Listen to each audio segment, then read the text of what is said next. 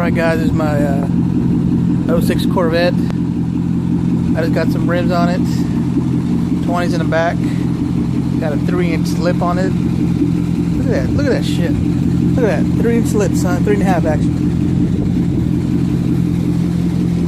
Front of it, got 20s in the front, looks fucking mean as fuck. See the front of it?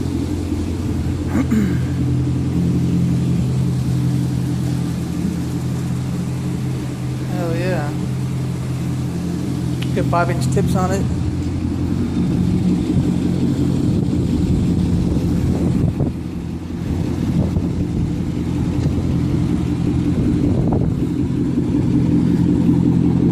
Who's jealous?